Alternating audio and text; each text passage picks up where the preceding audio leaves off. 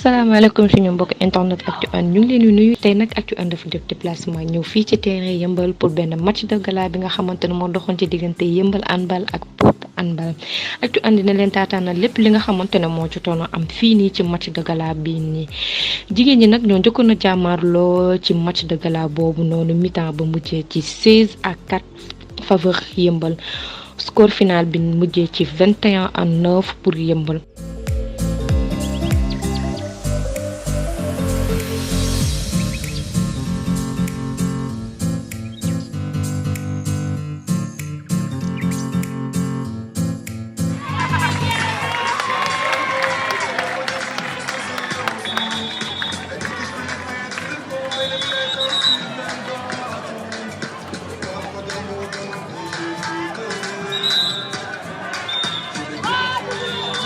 match de gala bi nag dañ ko parrainé ku xamante ne kenn dootu ko présenté te ci milieu handball mu nekk monsieur Chérif Ndiaye nekk secrétaire général fédération handball mu ngi ànd ak délégation ñu déglu ki nga xamante ne moo nekk Chérif Ndiaye. waaw match de gala bi man ñoom waa yëmbal handball club dañu ñëw sama kër fekk ma fa waxtaan ak man ne ma dañoo bëgg ma nekk parrain wu seen match bi seen tournoi bi ñoom ak waa Pout. après ma jox leen sama avis favorable kontaan ci trop parce que handball bi bëri na nit ñu fi nekk ñu tànn ma ci def ma seen parrain loolu dafay neex ci xol mais au-delà de ma personne dañuy honorer liggéeyu fédération sénégalaise de handball bi yëpp bi nga xam ne Seydou Diouf moo ko jiite. donc à travers ma personne ñoom dañu sargal liggéey bi nga xam ne handball équipe dirigeante handball Sénégal mi ngi koy liggéey. waaw initiative bu baax la parce que xam ngeen ne depuis que mbas bi nekk ci dëkk bi nit ñi kenn joué tul xale yi dañu namoon dugg ci terrain yi donc initiative bu baax la waa Pout dégg naa ñoom tamit defoon nañu la même chose initiative yoo xam ne période bi waxuma ne dañ ko encouragé mais loo xam ne mun nañ ko seetaan mun nañ bàyyi mu jàll waaye ak bu ñuy doon assurer aussi minimum de mesures barrières yi doon na ci gën a baax aussi waaye initiative boo xam ne c'est à saluer loo xam ne pour revigorer pour relancer waat handball bi. waaw organisation bi moom man j'étais agréablement surpris, c'est bien organisé. Il y a un public bi ñëw nañu fi équipe yaa ngi fi ils sont disciplinés donc ñu ngi seetaan match am na match cadet ay cadet am na match ay junior am na match senior baa ngi nii di daw et que Pout moom ci gën a marqué parce que Pout yaakaaruñu woon ne am nañu effectif boobu bi ñu indi tey parce que indi nañu ay cadet indi ay junior indi ay senior donc loolu lu baax la pour handballu Sénégal.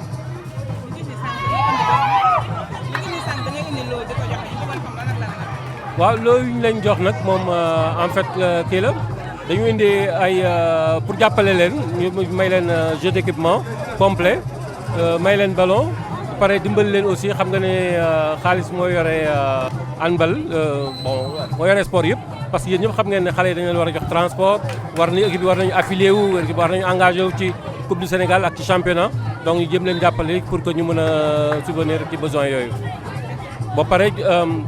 mais aussi ay sifflet entraîneurs yi pour que entraîneurs yi am instrument bu ñu liggéeyee. ñi ngi jàkkaarloo ki nga xamante ne moo nekk président yëmbal handball di monsieur Nder Aïdara ñu déglu monsieur Nder. donc ñu rafetlu encore déplacement bi nga xamee ne fédération sénégalaise de handball def nañ ko en commençant par le parrain Chérif Ndiaye bi nga xamee ne vraiment bu ñu ko waxee aussi tamit daf ko rafetlu trop donc ñëw fi aussi indi fi important lot d'équipement. jagleel ko ñi nga xamee ne tey ñooy xale yi ba ci arbitrage bi aussi important aussi loo yu mu leen jox donc ñu koy remercier ci déplacement bi di ko remercier tamit ci taxawaay bi nga xamee ne moom la am ci handball bi parce que c'était pas facile aussi vu le Covid mu déplacé wu ak toute la délégation ñëw une délégation très riche composée vraiment des membres du comité directeur de la fédération sénégalaise de handball di ñaan aussi autorités yi aussi ñu jàpp ci te ñu xam ne aussi discipline la boo xamee ne vraiment gis nañ ne xale yi bëgg nañ ko lool. ne Pout ay xale lañ yoo xamee ne dañuy door a intégré ci handball bi dañuy door a commencé vu que ñoom vraiment ñi nga am ay démarches yoo xamee ne ñi ngi koy def pour au moins déwén wala peut-être d'ici un peu de temps ñu mën leen intégrer au niveau du championnat donc bu ñu leen gisee tey seen taxawaay gis ko aussi tamit seen bëgg aussi tamit kon dañ leen may chance aussi ñu ñëw frotter ak ñun pourquoi pas au moins autorités yi aussi tamit handball yi mën leen gis ba bu ëllëgee aussi tamit xëy na bu ñu déposer seen dossier mu mën a yomb. parce que xëy na yëmbal dafa nekk zone boo xamee ne nit ñi fi nekk dañoo bëgg sport c'est vrai que nag bon vu discipline bi nga xamee ne moom la ñu yore di handball bon ak ñi nga xamee ne ñoom ñoo ci nekk muy les autorités aussi tamit bon du ma ne jàpp ñu si mais aussi buñ ci mënee gën a bàyyi xel aussi tamit nañ ci gën a bàyyi xel parce que yëmbal aussi tamit vraiment quelle que soit discipline yi nga xamee ne ñoom ñoo fi nekk jeunesse bu fi nekk wax dëgg yàlla dañoo fonk sport bëgg sport. Pape Ibou Mohamed Sarr, entraîneur national U20 Sénégal handball. En fait, ma présence est due uniquement pour venir participer à l'hommage qu'on veut rendre à notre secrétaire général, Chérif Ndiaye. Raison pour laquelle je suis venu pour le soutenir aussi. Les encadrés de Yeumbeul m'ont envoyé une invitation aussi pour assister à cette manifestation. Donc,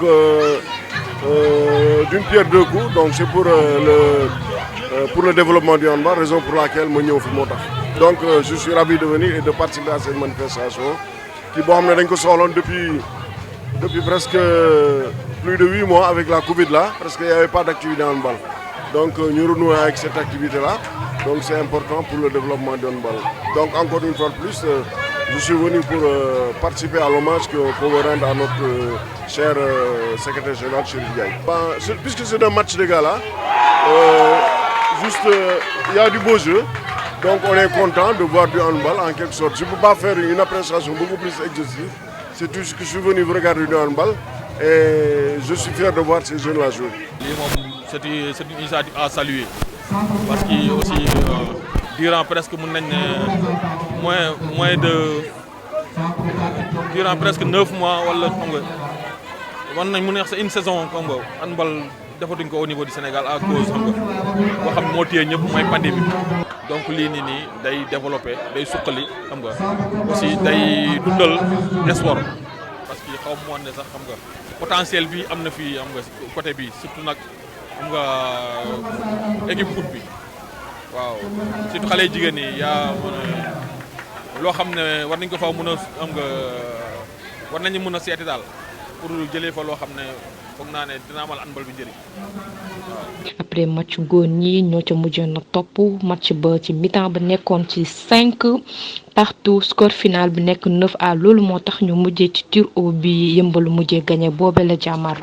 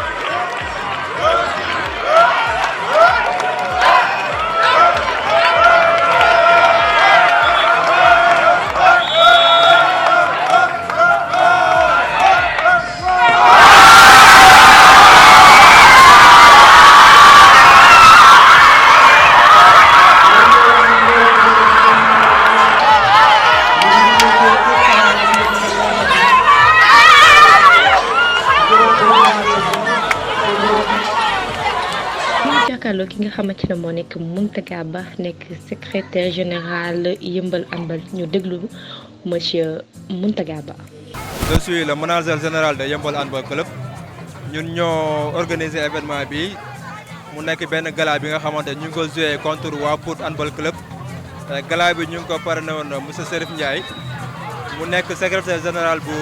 handball bi Sénégal quoi. waaw en fait depuis 1 an ñu ngi nekk ci benn processus de renouveler et aussi de rehausser le niveau du club et que je pense que genre événement yu mel nii dafay mën a vulgariser liggéey boobu ñu nekk def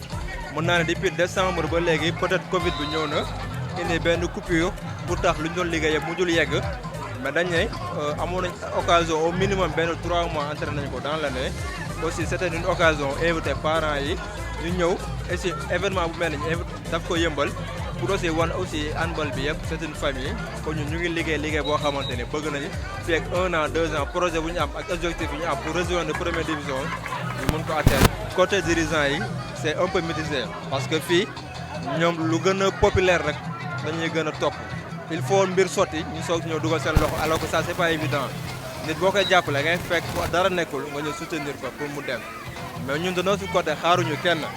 de notre côté ñu ngi def avec notre propre moyen di teg suñu stratégie pour xool naka la ñuy évoluer dans ce cas côté municipalité yi fekk ñoom rek la ñuy xaar si ñoom duñ mës a dem parce que aidé wuñu si benn côté et ça aussi ñu ngi koy déplorer bu baax a baax a baax les dépenses sont très chères léegi nag le fait que gars yi di si nekk amul benn soutien bu nekk derrière